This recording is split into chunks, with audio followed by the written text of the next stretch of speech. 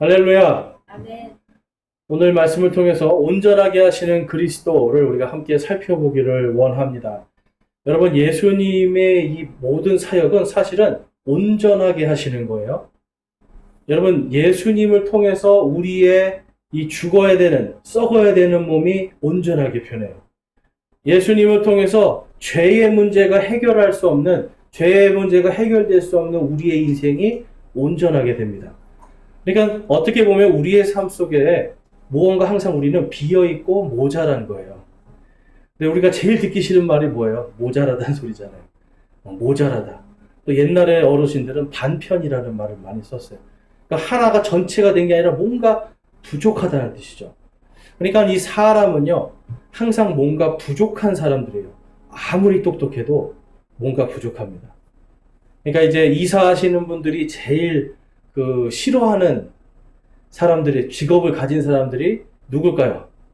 이사하시는 분들이 제일 싫어하는 직업을 가진 사람의 집. 선생님하고 목사님들 집이에요. 네. 책도 많고 뭐 이런 거 뿐만 아니라 좀 지저분한 게 일반적이거든요. 그러니까 이게 사람은 뭐든지 다 잘할 수가 없어요. 어떤 한쪽이 발달되면 다른 쪽이 부족해지는 거죠. 그러니까 사람은 누구나 사실 보면 하나님은 공평하신 하나님이에요. 내 능력이 다른 사람보다 어떤 부분에선 떨어지지만 또 한편으로 보면 어떤 부분에선 다른 사람보다 월등한 게 있거든요. 그래서 우리가 이제 이 땅을 살아갈 때 사실 하나님 앞에서 다른 것보다 가장 월등해야 되는 건 순종밖에 없어요. 겸손과 순종만 있으면 나머지는 하나님께서 다 채워주십니다. 나는 부족하고 연약해도 나를 온전케 하시는 그리스도 때문에 내가 강해지는 거예요. 나를 강하게 하시는 그리스도 안에서 내가 모든 것을 할 수 있느니라 라고 하는 사도 바울의 고백처럼 우리도 온전케 하시는 그리스도 때문에 모든 것을 할 수 있는 겁니다. 그래서 우리 인생에 늘 날마다 할렐루야 라는 말이 계속 나와야 돼요, 사실. 여러분, 우리는 이 인생을 살아갈 때 특히 이제 오늘 말씀에 온전케 하시다라는 것이 영어로는 made whole이에요, whole. 그러니까 whole은 뭐냐면 전체를 얘기하는 거예요. 그러니까 우리는 우리 전체가 뭔가 부족하지만 예수님이 전체를 채워주시는 거예요. 그래서 성령 충만이라는 건 여러분 다른 게 아니라 우리의 부족한 것을 성령님이 채워주시는 거예요. 그래서 여러분 성령 충만함을 우리는 사모해야 됩니다. 자, 창세기 2장 18절 말씀에 가니까 18절과 24절에 가보면 주 하나님께서 이르시되 남자가 홀로 있는 것이 좋지 못하니 내가 그를 위하여 합당한 조력자를 만들리라 하시니라.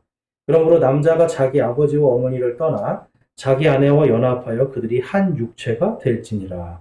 아멘. 여러분 근데 생각해 보셨어요?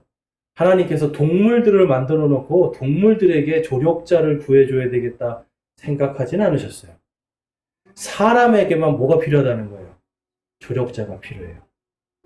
그래서 사람인자라는 것이 이렇게 사람이 서로 돕고 있는 모습이다라고 얘기를 하는데 사람은요, 동물들은 저런 뭐 어디 야생에 내놓거나 하면은 자기들이 어떻게 본능적으로 살지만 사람은 혼자 딱 떨어뜨려 놓으면 살기가 힘든 거예요. 무인도에 가면 사람들이 먹고 사는 것보다 뭐가 제일 힘들다고 그래요? 외로움이 제일 힘들대요. 동물들은 외롭질 않아요. 근데 사람은 외로워요. 왜 그렇습니까? 사람은 혼자서는 절대로 완전하게 될 수 없기 때문에. 그래서 하나님은 남자에게 합당한 조력자를 주시기로 약속을 하십니다. 그럼 여러분 남자들이 어떻다는 거예요? 부족하다는 거예요. 남자들이 뭔가 좀 부족해요. 예, 어떠세요? 우리 자매님들 살아볼수록 남편이 연애할 때나 뭐 처음에 신혼 초보다 갈수록 부족한 게 느껴지세요? 아니면 갈수록 더 뛰어나고 훌륭한 게 느껴지세요? 웃음만 나오시죠? 갈수록 왜 이렇게 짜증나, 왜 이렇게 불편해, 그렇죠? 그 남자들도 처음에는 혈기가 있으니까 내가 뭐 어쩌고 이러지만 내가 뭐 어떻다고 하지만 갈수록 작아지는 거예요. 내가 진짜 왜 이거밖에 안 되지? 이런 생각하는 거죠. 제가 이번에 코로나 걸려서 코로나의 후유증으로 하나님께서 제 혈기를 꺾으셨습니다. 네. 생각해 보니까 이게 부족한 게 많은 인생이구나. 네. 그러니까 뭔가 이제 아프고 저 때문에 또 아내가 이게 감염이 되고 막 그러니까 막 되게 미안해지면서 나 때문에 이거 어떻게 잘못되면 어떡하지 막 이런 생각이 드니까 아내에 대한 혈기가 확 꺾이더라고요. 내가 뭔가 큰 잘못을 한 사람이라는 게 확 드러나잖아요. 그러니까 여러분 이제 우리가 살아갈 때 제일 중요한 게 뭐냐면 사람이 겸손해지고 그다음에 내가 어떤 사람인가를 잘 깨달으면 돼요. 하나님 앞에서도 나는 부족한 사람입니다. 하나님 앞에서 하나님 저는 늘 죄인이고 저는 하나님 없으면 안 됩니다. 예수님 없으면 저는 안 됩니다 하는 이러한 겸손한 마음이 있어야 예수님으로 채워질 수가 있어요. 여러분 이 겸손의 반대말이 뭐죠? 교만이에요. 교만. 교만의 가장 우두머리, 교만이라는 말을 만들어낸 인물이 있는데, 존재가 있는데, 그게 사탄입니다. 사탄은 뭐라고 했냐면, 내가 정말 아름답다. 여러분, 이 사탄이 제일 좋아하는 말이 나는이에요, 나는. 나는 어떤 사람. 나는, 아름다워. 나는 지극히 높은 그 지극히 높으신 분보다 올라갈 거야. 나는 그 보좌 위로 올라갈 거야. 나는 할 수 있어. 물론 여러분, 나는 할 수 있어라는 자신감은 필요해요. 근데 자신감과 교만은 다른 거죠. 하나님 없이도 할 수 있는 게 교만이고요. 하나님 안에서 할 수 있다는 게 자신감이에요. 그러니까 여러분과 저는 자신감 속에서 삽니까? 아니면 교만 속에서 삽니까? 우리는 자신감 속에서 살아야 돼요. 교만하면 안 돼요. 그러니까 남편이 좀 부족해도 내가 채워줘야지. 아내가 좀 부족해도 내가 채워줘야지. 왜냐하면 남편과 아내는 서로 연합하여 하나니까. 그래서 여러분 이 사람은요 남자와 여자 이 남편과 아내뿐만 아니라 인생을 살아가는 모든 이 공동체 모든 사회는 다른 사람이 없으면 될 수가 없습니다. 그러니까 우리는 늘 내가 부족하다 다른 사람이 나보다 더 나은 사람이다라고 하는 이러한 마음을 가질 때 겸손해질 수가 있는 거예요. 하나님 앞에서도 우리가 그러한 마음을 가질 때 겸손하게 그분의 온전함을 우리가 얻을 수가 있습니다. 자, 잠언 23장 4절에서 6절 그리고 8절 말씀을 보면 다음과 같은 말씀이 있어요. 부자가 되려고 수고하지 말고 내 자신의 지혜를 의지하지 말라. 내가 존재하지 않는 것에 내 눈을 두려 하느냐? 재물은 반드시 스스로 날개를 내어 독수리같이 하늘을 향해 날아가느니라. 너는 악한 눈을 가진 자의 빵을 먹지 말고 그의 맛있는 음식을 탐내지 말라. 내가 먹은 한 조각 빵도 내가 토하겠고 내 달콤한 말들도 이르리라. 아멘. 사람들은 여러분 자꾸만 이게 무슨 말씀이냐면 나의 부족한 거, 나의 뭔가 부족함을 뭘로 채우려는 거예요? 재물로 채우려는 거예요. 나는 살아있는 존재인데 살아있는 존재가 살아있는 존재로 뭔가 채움을 받아야 돼요. 그걸 뭐라 그래요? 여러분 사랑이라고 그래요. 그런데 사람은 나에게 사랑을 주지도 않는 재물을 사랑한단 말이에요. 여러분 돈이 나한테 사랑한다고 이야기를 합니까? 절대 안 해요. 그런데 우리는 돈을 보면서 아이고 돈 내가 너 사랑한다 그러잖아요. 재물을 보면서 난 재물아 난 널 사랑한다 하죠. 근데 돈과 재물은 여기 있는 말씀처럼 순식간에 독수리처럼 그냥 날아가 버릴 것들이에요. 아차 싶으면 다 날아가요. 그런데 우리는 나에게 사랑도 주지 못하고 생명도 주지 못할 것을 사랑하고 쫓아간단 말이에요. 그래서 잠언 기자는 뭐라고 그래요? 그거 되려고 수고하지 말라는 거예요. 그거를 얻으려고 그러한 지혜를 의지하지 말라는 거예요. 오직 우리를 완전하게 하시는 분이 누구십니까? 바로 하나님밖에 없다라고 잠언 기자는 말씀하고 있어요. 그래서 하나님이 아니라 돈을 사랑하고 세상의 재물을 의지하고 자기를 의지하는 사람들을 6절 말씀에서는 악한 눈을 가진 자라고 그러는 거예요. 악한 눈. 선한 눈은 하나님을 바라봅니다. 그렇지만 악한 눈은 나를 봐요. 그리고 악한 눈은 재물을 봐요. 그래서 나의 부족함을 나의 지혜나 아니면 재물로 채우려고 한단 말이에요. 그럼 여러분 그게 채워질까요? 채워지지 않을까요? 채워지지 않는 겁니다. 채워지지도 않는데 계속 먹으려고 하니까 체하는 거예요, 여러분. 결국은 토해내야 되는 겁니다. 그래서 이 땅을 살아갈 때 여러분 가장 중요한 것은 사람이 다른 것이 아니라 하나님을 통해서 또한 예수 그리스도 안에서 내가 온전해져야겠다라고 하는 믿음이 필요한 거예요. 여러분 그 믿음으로 한 걸음 내디딜 때 우리가 나와 함께 하시는 하나님을 경험하게 됩니다. 그래서 오늘 말씀을 통해서 우리는요, 이 나의 완전함은 바로 예수 그리스도 안에 있다라고 하는 것을 깊이 깨닫고요. 우리 인생에서 오늘 이 38년 된 병자가 정말 예수님께서 너의 그 침상을 들고 일어나 걸어라 하시는 그 명령에 순종함으로 그가 온전케 된 것. 예수 그리스도 안에서 온전하게 된 그 모습을 보면서 우리도 바로 우리의 어떤 병든 곳, 우리의 연약한 곳, 우리의 부족한 것을 예수 그리스도 안에서 완전하게 만드는, 그래서 일어나 걸어가는 바로 그러한 복된 삶이 될 수 있을 줄로 믿습니다. 그래서 우리가 먼저 살펴볼 것은 온전하게 되는 이 첫 번째는 바로 죄의 문제가 해결돼야 된다는 거예요. 여러분, 죄의 문제는 어떻게 해결이 될까요? 죄의 문제. 답은 정해져 있죠. 항상 교회에서는 죄의 문제, 예수 그리스도를 통해서. 근데 여러분, 이게 죄의 문제가 우리가 너무 죄 하다 보니까 또 예수님 하다 보니까 그냥 너무 이게 당연하게 여겨지는 거예요. 그런데 오늘 말씀에 보면 2절에 이제 예루살렘의 양시장 곁에 히브리 말로 베데스다라 하는 연못이 있는데 거기에 주랑 5개가 있고 이것들 안에 허약한 자, 눈먼 자, 다리 저는 자, 몸이 오그라든 자들의 큰 무리가 누워 물이 움직이기를 의이는 것을 기다리더라. 이는 어떤 때에 천사가 연못에 내려와 물을 휘젓고 물을 휘저은 뒤에 누구든지 먼저 들어가는 자는 무슨 병에 걸렸든지 온전하게 되었기 때문이더라.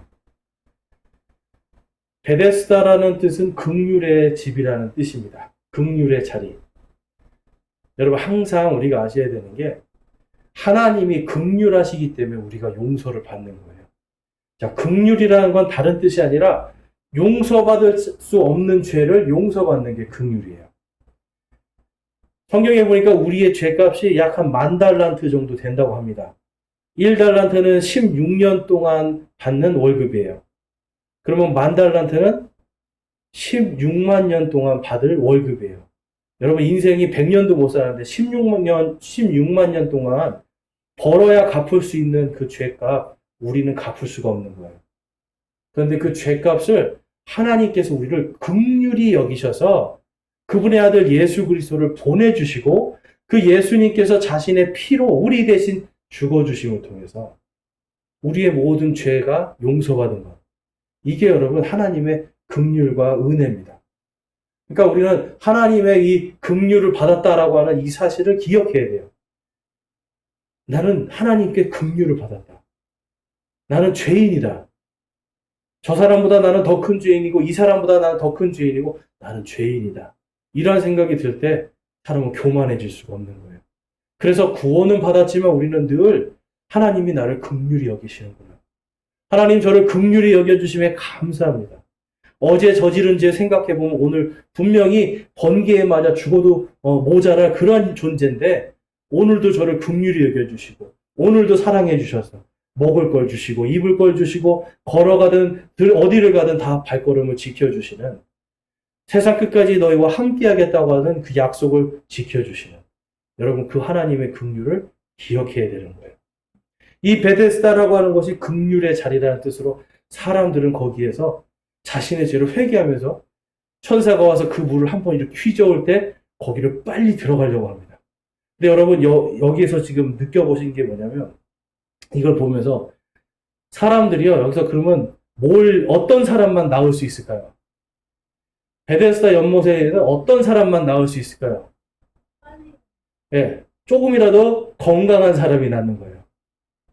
그러니까 다리가 아픈 사람은 아예 그냥 이제 나을 수 없죠. 그리고 저 사람보다 내가 더 빨리 들어가면 낫는 거예요. 그러니까 여러분 사실은 이 자리에 겸손함이 있을까요? 없을까요? 겸손함이 없는 거예요. 겸손함이 없고 난 저 사람보다 내가 더 빨리 가야지. 이기심과 교만밖에 없는 거예요. 그럼에도 불구하고 하나님께서 천사가 한번 휘저을 때 들어오는 사람 긍휼하심으로 치료해 주는 거예요. 그래서 여러분 베데스다는 긍휼의 자리였던 겁니다. 거기에 5절 말씀에서부터 보면 거기에 38년 동안 병약함을 지닌 어떤 사람이 있더라. 이 사람은 38년 동안 거기 있었다라고 보시면 돼요. 한번 나와보겠다고 갔는데 조금 뛸만 하면 더 건강한 사람이 들어가고 조금 들어가려면 더 건강한 사람이 들어가고. 여러분 38년 동안 얼마나 이 사람 안에는 우울하고 슬픔이 있었겠습니까? 그럼 그 옆에 다른 아픈 사람들이 그 얘기를 들을 거 아니에요. 나는 38년 동안 지금 기다리고 있는데 아직도 못 났어요. 그럼 여러분 이웃을 사랑하는 마음이 있으면 어떻게 하는 게 정상이에요? 휘저을 때 이 사람 좀 들어서 던져줍시다. 그런데 아무도 안 했어요. 아무도 이 사람한테 나는 하나님 앞에 난 치료받아야지 생각했지 이 사람을 먼저 던져서 38년 동안 기다렸으니까 먼저 낫게 해줘야 되겠다는 사랑과 이 사람에 대한 염려가 없었던 거예요. 베데스다는 여러분 긍휼의 자리라고 하는 이름이 있었지만 결국은 이기심과 탐욕의 자리로 바뀌어버리게 됩니다. 그런데 그 사람이 누구를 만나게 돼요? 예수님을 만나요. 예수님을 만나서 예수님 제 병을 치료해 주십시오. 이걸 부탁했어요? 아니면 예수님 저 물이 한번 이렇게 휘저어질 때 천사가 와서 저 물을 휘저을 때 나를 좀 먼저 데려가서 좀 던져달라고. 여러분 얼마나 오랫동안 기다렸으면 그냥 예수님께 나를 좀 고쳐주십시오 하면 되는데 이 사람은 제발 저 물에 나를 좀 던져주십시오. 예수님한테만 부탁했겠어요? 아니죠. 거기에 온 수많은 병자들, 나보다 더 건강한 사람한테 다 했을 거예요. 거기에는요, 단 한 사람도 이 사람을 사랑한 사람이 없었습니다. 근데 그것을 보시고 8절에 보면 예수님께서 그에게 이르시되 일어나 내 자리를 들고 걸어가라 하시니 그 사람이 곧 온전하게 되어 자기의 자리를 들고 걸어가니라. 바로 그날은 안식일이더라. 예수님이 여러분 불쌍하게 생각하셨을 거예요. 아무한테도 사랑을 못 받는 거예요. 여기에는 사랑이 없고 오직 경쟁만 있었습니다. 저 사람보다 내가 더 빨리 들어가야지.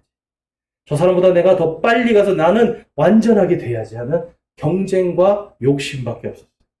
그러니까 예수님이 이 사람을 불쌍히 여기시니까 내 침상을 들고 일어나 걸어라. 그랬더니 어떤 일이 일어나요? 이 사람의 몸이 완전해지는 겁니다. 여러분 때로는요. 우리가 이제 아셔야 되는 게 제가 예전에 한번 그런 경험을 해봤어요. 제가 무릎이 이제 미국에 갔을 때 가기 전에 무릎을 좀 다쳐서 이렇게 뛰거나 이런 걸 잘 못하고 자전거를 타도 일어서서 이렇게 밟는 거를 못했어요. 그러니까 그것 때문에 한 몇 년 동안 되게 고생하고 미국에 가서도 고생을 하고 있었는데 어느 날은 이제 수요일 날 예배를 드리는데 거기에 오시는 분 중에 이제 교회 나오신 지 오래 안 되신 그 한 할머니가 계셨어요. 근데 저기 같이 이제 막 병 아픈 걸 놓고 기도하는데 제가 그분한테 고백을 했어요. 제가 무릎이 너무 아픈데 제 다리를 위해서 무릎을 위해서 기도를 좀 해주세요. 그랬더니 이분이 내가 나 같은 사람이 어떻게 그런 기도를 하냐고 해서 아닙니다. 저를 위해서 기도를 해주세요. 그랬더니 이 할머니가 손을 대고 기도를 하시는데 정말 저를 사랑한다는 게 느껴지더라고요. 저를 사랑하는 마음으로 제 다리가 낫기를 간절히 기도를 하시는 거예요. 근데 여러분 제 다리가 무슨 느낌이 들었냐면 이거 치료 안 돼도 괜찮다. 아니 이렇게 나를 사랑하는 분이 이렇게 나를 기도해 주니 아니 이게 다리가 안 나도 정말 괜찮겠다라는 생각이 들더라고요. 근데 정말 감사한 것은 그 이후에 점점점 좋아져서 축구도 하고 막 다 하게 됐어요. 그러니까 여러분 우리가 이 땅을 살아갈 때 사실은 병자를 위해서 기도하는 거 다른 것이 아니라 하나님의 능력을 받아서 기도하는 게 아니에요. 내가 정말 하나님의 사랑으로 내가 받은 그 긍휼을 내가 그대로 내가 받은 사랑을 그대로 이 사람한테 전해주는 거예요. 그러려면 어떻게 해야 될까요? 내가 받은 긍휼을 묵상해야 돼요. 내가 받은 사랑을 평소에 묵상하고 감사하는 사람만이 긍휼과 감사의 기도를 할 수가 있습니다. 예수님은 여러분 긍휼이 풍성하신 분이었잖아요. 사랑이 풍성하신 분이었잖아요. 38년 동안 다른 사람들은 이 사람을 경쟁자로 여겼지만 예수님은 긍휼과 사랑으로 그를 위해 기도하신 겁니다. 그랬더니 여러분 그 사람이 일어나 걷게 되는 거죠. 근데 거기에 보면 그날이 안식일이더라 라고 그래요.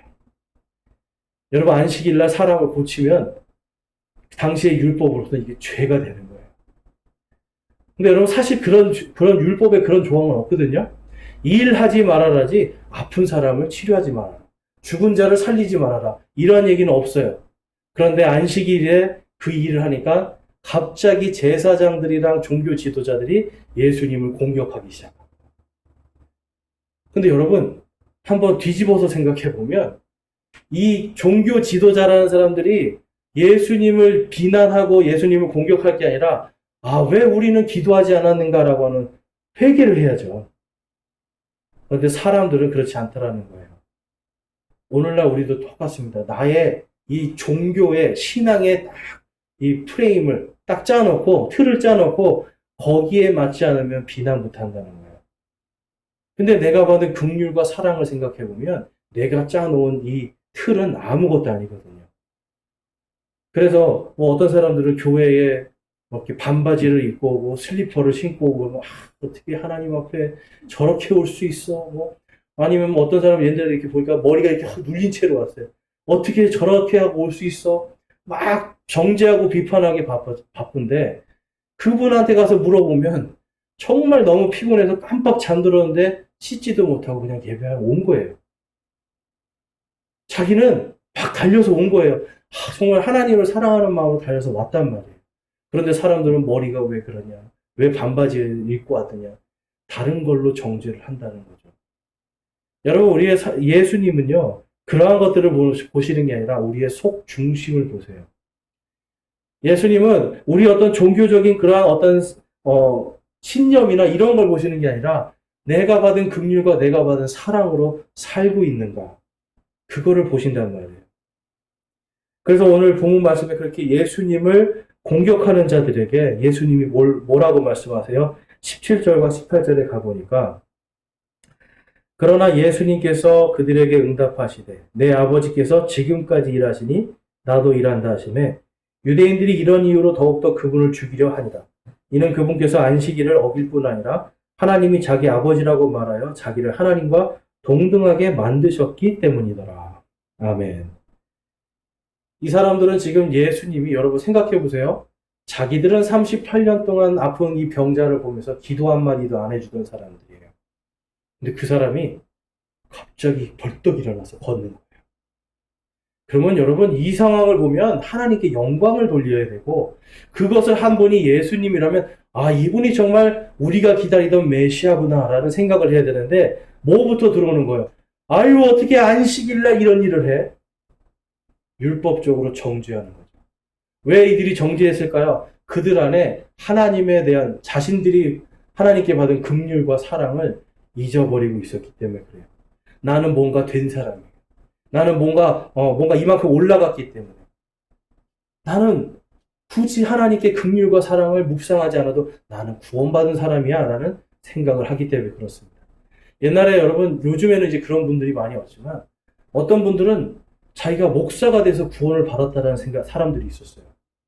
들어보셨어요? 자기는 목사가 됐기 때문에 구원을 받았다는 거예요. 그럼 목사가 안 된 사람은 어떻게 됩니까? 그랬더니 목사만큼 믿음이 없으면 구원받지 못한다는 거예요. 여러분 그러면 이 세상에 사람들이 그러면 도대체 얼마만큼의 경지에 도달해야 구원을 받는 거예요. 근데 여러분 하나님은요 오히려 여러분 긍휼하신가 그분의 긍휼하신가 사랑을 깨닫고 나의 죄인됨을 고백하고 마음으로 예수님을 나의 주님으로 모실 때 그때 우리에게 구원을 주시잖아요. 하나님은 여러분 하나님의 긍휼과 사랑은 끝이 없는 겁니다.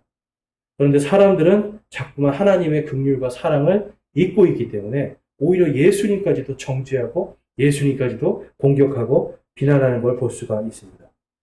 그런데 여러분 이 예수님께서 이 병고침을 받은 사람에게 그가 이제 완전히 온전해졌잖아요. 그 다음에 하신 말씀이 있어요.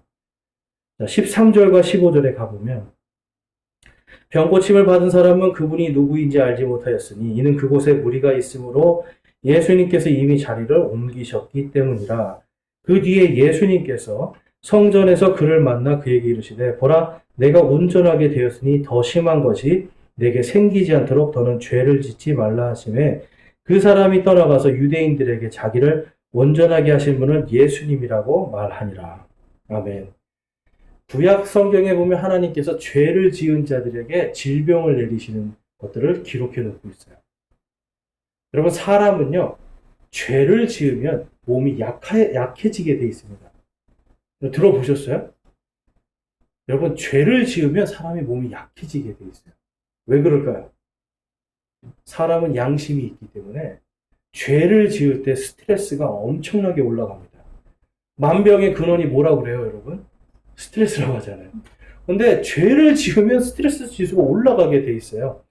그래서 죄 짓는 자들이 잘 되고 형통하는 거 여러분 부러워하실 필요도 없고 시기하실 필요도 없고 왜 하나님 저런 악한 사람을 잘 되게 해주냐고 여러분 하나님 원망할 필요도 없어요. 왜냐하면 그들 안에 이미 죄로 인한 보응을 다 받아버립니다. 하나님께서 그래서 이 병자를 온전하게 하신다면 그에게 뭘 말씀하고 있어요? 더 이상 더 나쁜 것이 생기지 않도록 뭘 하지 말라고요? 죄를 짓지 말라. 네가 받은 긍휼과 네가 받은 사랑을 기억하라는 거예요. 용서받을 수 없는 자가 용서받아서 온전해졌잖아요. 다른 사람처럼 빨리 들어가지 못해서 38년 동안 아파서 거기 있었는데 하나님 예수님의 그 사랑 때문에 일어났잖아요. 그것을 기억하고 죄를 짓지 말라는 거예요. 여러분 그래서 구원받은 다음에도 우리는 동일하게 더 나쁜 것이 생기지 않도록 죄를 짓지 않도록 노력해야 됩니다. 자, 여기 제가 이제 한 연구보고를 갖고 왔는데요. 미국의 노트르담 대학교 연구팀이요. 2012년도에 2012년 8월 14일 미국 심리학협회 거기에 발표한 내용이 있습니다. 근데 이 사람들이요. 정말 재미있는 실험을 했어요. 이제 18세에서 71세까지의 남녀 110명, 110명을 대상으로 10주간 거짓말한 횟수를 적어오게 했어요. 그러니까 10주 동안 내가 거짓말 할 때마다 카운트를 하게 한 거예요. 이렇게. 그랬더니, 그리고 이제 그 중에서 반은 마음껏 거짓말 해도 되도록 하고, 또 반은 최대한 거짓말을 못하게 했어요. 자, 그러면 110명이니까 55명은 마음껏 거짓말 해도 되게, 그래서 거짓말 한 대로 카운트하게 하고, 55명은 최대한 거짓말 못하게 했어요. 최대한. 거짓말 하려고 하면 입을 틀어박혀요. 아주 서약서를 받아가지고 했습니다. 자, 그랬더니 어떤 일이 생겼을까요? 선의의 거짓말도 못하게 했거든요. 그랬더니 어떤 일이 생겼냐면, 통제를 한 그룹에서는 평균 3회 정도 거짓말을 덜 하게 됐다고 합니다. 통제를 했는데도 3번 정도 거짓말을 덜 했어요. 그랬더니 어떤 일이 생겼냐면 이 사람들 안에 긴장감, 우울감, 정신적인 이런 통증 이러한 것들이 사라졌다고 합니다. 대신 거짓말을 그냥 마음껏 한 사람들 거기에서는 기본적으로 긴장, 우울감, 정신적인 통증, 두통, 인후염, 신체적인 통증들을 거짓말 안 한 사람들보다 더 많이 겪었다고 합니다. 그래서 이 사람들이 뭘 얘기했냐면 거기에 보면 브라이언 브루노라는 박사가 이렇게 결론을 내려요. 거짓말은 정신적 스트레스를 주기 때문에 불안과 우울증을 일으켜 거짓말을 덜 하면 인간관계뿐만 아니라 스스로에게도 좋다. 여러분, 이 사람, 물론 110명이라고 하는 이 숫자는 작아요. 그런데 거기에서 나온 데이터, 다른 사람보다 3번 정도 거짓말 덜 했더니 몸이 나아버리는 거예요. 여러분도 해보시기 바랍니다. 아프신 데 있으면 오늘부터 거짓말 딱 3-4번만 덜 하자. 착한 거짓말도 하면 안 되는 거예요, 여러분. 착한 거짓말. 10주 동안 착한 거짓말도 안 하고 거짓말 안 하려고 애를 썼더니 가지고 있었던 통증들, 우울함들, 정신적인 문제들이 해결이 되더라는 거예요. 여러분 꼭 해보시기 바랍니다. 내가 받은 긍휼과 은혜를 기억하면서 예수님께서 말씀하신 것처럼 더 나쁜 것이 생기지 않도록 이제는 죄를 짓지 말지니라. 하나님의 은혜를 기억하라는 거예요. 그러할 때 여러분 세상의 의학적인 지식으로도 사람이 건강해지는데 정말 예수님의 말씀처럼 더한 것이 생기지 않도록 죄를 짓지 않으려고 하면 우리는 건강해질 수가 있는 거예요.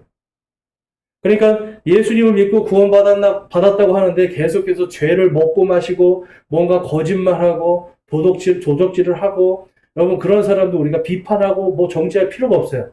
이미 그 안에 다 뭘 받고 있는 거예요? 하나님의 보응을 받고 있는 거예요. 하나님이 다 아프게 만들어 놓으셨어요.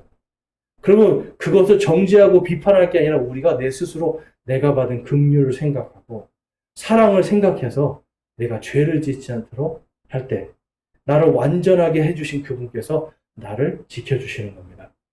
마태복음 11장 29절과 12장 8절을 보면 예수님께서 이렇게 말씀하세요. 수고하고 무거운 짐진 모든 자들아 너희는 내게로 오라. 내가 너희에게 안식을 주리라. 12장 8절 말씀 함께 읽어보겠습니다. 사람의 아들은 곧 안식일의 주니라 하시니라. 아멘. 안식일이라고 하는 그 날 중요한 것이 아니라 바로 그 안식일의 주인인 예수님을 바라볼 때 우리는 온전해질 수가 있는 거예요. 나를 위해서 십자가에서 죄의 모든 문제를 해결해 주신 그분 안에 있을 때 내 안에 참된 안식이 들어오는 겁니다. 그런데 사람들은 그것이 아니라 자꾸 내 지혜로 내 능력으로 안식을 찾아가려고 하고 세상의 재물을 통해서 돈이 이만큼 많으니 나는 이제 살았다. 나는 이만큼의 재산을 가졌으니 이제 내가 살았다. 이 돈이 이만큼 있고 아이들에게 이만큼 남겨줄 수 있으니 이제는 죽어도 여한이 없다. 여러분 이게 제일 무서운 거예요. 이만큼 가졌으니 죽어도 여한이 없다. 이게 제일 무서운 거예요. 그럼 그거 날아가면 어떻게 될 거예요? 죽기 전에 날아가면 어떻게 하실 거예요? 다시 살려고 애를 쓸 거 아니에요, 여러분. 여러분 그러한 것은 진정한 안식을 줄 수가 없습니다. 오직 우리를 완전케 하시는 예수 그리스도 안에 있을 때 우리가 믿음으로 그분을 따라갈 때 우리에게 완전한 안식과 완전한 평강이 임할 줄로 믿습니다. 자, 베드로전서 1장 7절에서 9절 말씀에 가보면 이것은 너희 믿음의 단련이 불로 단련해도 없어지는 금을 단련하는 것보다 훨씬 더 귀하여 예수 그리스도께서 나타나실 때에 칭찬과 존귀와 영광으로 드러나게 하려 함이니라. 그러나 그분을 보지 못하였으나 사랑하는도다.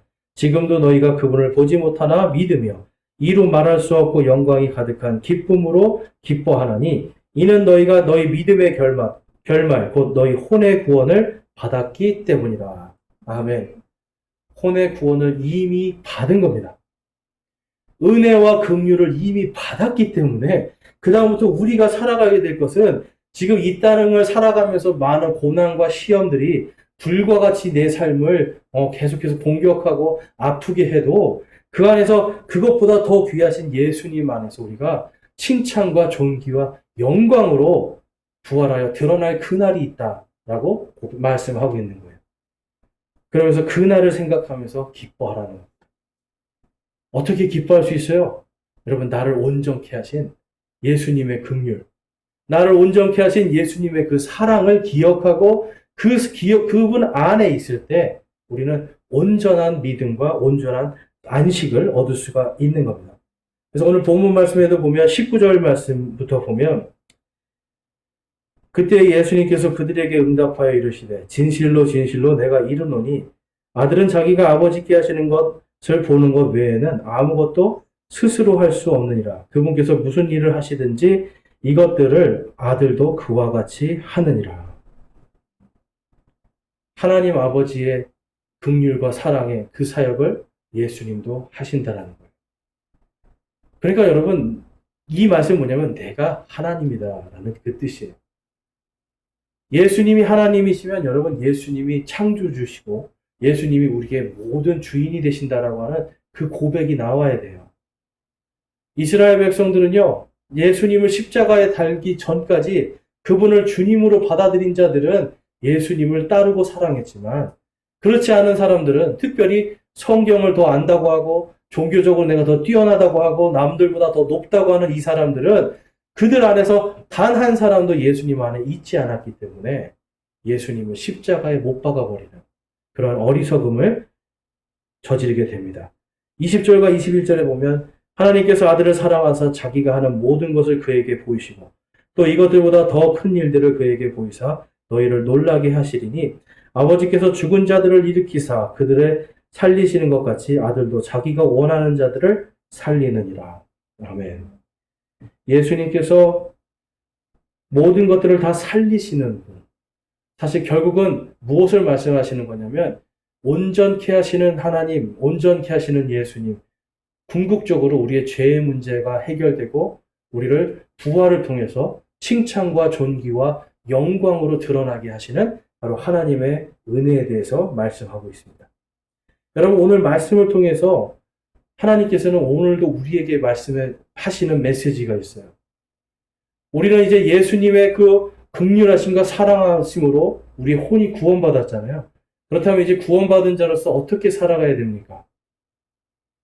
더 나쁜 것이 생기지 않도록 죄를 짓지 말라라고 하신 이 말씀대로 우리가 그분의 긍휼하심과 사랑 받은 것을 늘 생각하면서 교만하지 말고 우리가 다른 사람을 정죄하고 비판하고 그러한 삶이 아니라 이제는 내가 받은 긍휼과 내가 받은 사랑을 깊이 묵상하라는 거예요.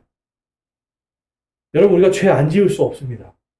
그런데 아까 그 노트르담 대학 그 사람들처럼 죄를 줄일 수는 있어요. 죄 안 지을 수는 없지만 죄를 줄일 수가 있습니다. 하나님의 긍휼과 사랑하심을 묵상할수록 우리는 죄를 줄일 수가 있습니다. 그것을 통해서 우리를 온전하게 하신 그 예수님을 바라보고 이 땅에서 비록 아직은 우리가 계속해서 이 육체의 정욕에게 지배를 당하고 세상의 욕심의 지배를 당하고 실패하고 넘어질 때 있지만 그래도 나를 온전케 하시는 그분을 통해서 그분 안에 있을 때 우리가 실패와 우리의 모든 타락들을 줄여감으로 더욱더 하나님 앞에 온전한 삶을 살 수가 있게 되는 겁니다. 베드로전서 1장 7절에서 9절 말씀 읽고 한 번 더 읽고 우리 오늘 말씀 읽으신 대로 정말 우리를 온전케 하시는 그 그리스도 안에 살기를 소망하기를 바랍니다. 그리스도 안에서 우리가 이제는 이 땅에서 살아가는 모든 고난과 고통 이것을 보는 것이 아니고 나를 공격하는 자들을 보는 것이 아니라 다른 사람들의 어떤 그런 비난과 정죄와 이러한 것으로 살아가는 것이 아니라 하나님께서 나에게 주신 긍휼과 사랑 이것을 깊이 묵상함으로 모든 것을 예수님 안에서 온전케 만들고 모든 것을 그 온전함을 통하여 하나님께 칭찬과 존귀와 영광의 그 기쁨으로 살아갈 수 있는 저와 여러분이 되시길 바랍니다. 자, 우리 베드로전서 1장 7절과 9절 읽고 결단하는 시간 갖겠습니다. 함께 읽겠습니다. 이것은 너희 믿음의 단련이 불로 단련해도 없어지는 금을 단련하는 것보다 훨씬 더 귀하여 예수 그리스도께서 나타나실 때에 칭찬과 존귀와 영광으로 드러나게 하려 함이니라. 너희가 그분을 보지 못하였으나 사랑하는도다. 지금도 너희가 그분을 보지 못하나 믿으며 이루 말할 수 없고 영광이 가득한 기쁨으로 기뻐하나니 이는 너희가 너희 믿음의 결말 곧 너희 혼의 구원을 받았기 때문이라. 아멘. 우리 이 말씀을 생각하면서 함께 결단하는 기도 올려드리겠습니다. 여러분, 오늘 말씀을 통해서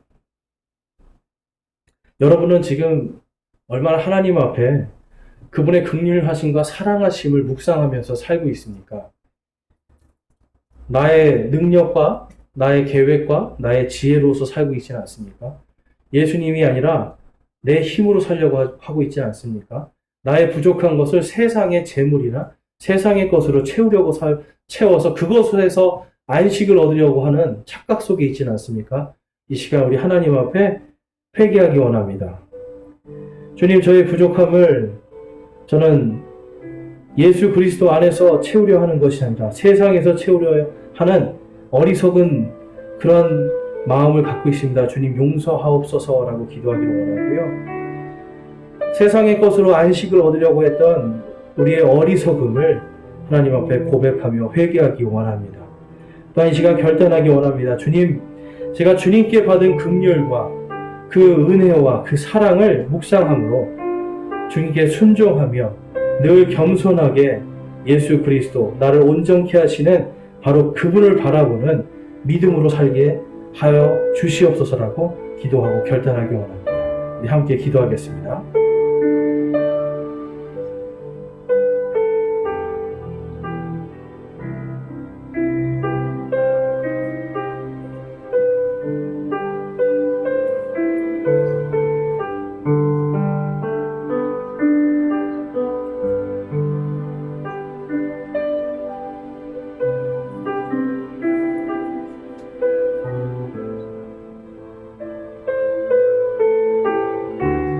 시간 혹시 여러분 안에 회개하는 분이 있습니까? 주님, 제가 하나님께 받은 긍휼과 그 사랑을 기억하지 못하고 다른 사람을 정죄하고 판단하고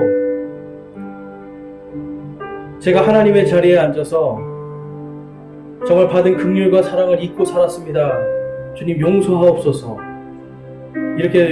이러한 마음이 있는 분이 있습니까? 이 시간 손을 들어 하나님께 우리의 죄를 회개하며 올려드리기 원합니다. 또한 세상의 것으로 나의 부족한 것을 채우려고 하였습니까? 돈에서 안식을 얻으려고 하였고, 재물에서 안식을 얻으려고 하였고, 세상 속에서 안식을 얻으려고 한 그러한 마음이 있습니까? 이 시간 하나님 앞에 회개하기 원합니다. 예수 그리스도가 아니라 다른 것으로 내가 온전하게 되려고 하는 그런 어리석은 사람입니다. 주님, 용서하옵소서라고 이 시간 하나님 앞에 고백하며 손을 들어 회개하는 시간 갖겠습니다. 감사합니다. 손 내려주시고요. 내가 이제는 다른 것이 아니라 나를 온전케 하시는 그리스도 안에서 내가 온전케 되는 삶, 그리스도 안에서 내가 죄악으로부터 멀어지는 삶, 또한 그리스도 안에서 내가 그분의 긍휼과 사랑을 묵상함으로 이 땅에서 예수 그리스도께 받은 긍휼과 사랑으로 살아가는 믿음의 삶 살기를 소망하고 결단합니다 하시는 분 있으면 손을 들어 하나님께 우리의 마음을 드리겠습니다. 감사합니다. 손 내려주시고요. 하나님께서 여러분들의 회개의 마음 또한 결단의 마음 들어 기쁘게 받아주시고 여러분의 인생 한 걸음 한 걸음을 그분의 긍휼과 사랑하심이 풍성하게 열매 맺히고 기쁨으로 넘치게 해주실 줄로 믿습니다.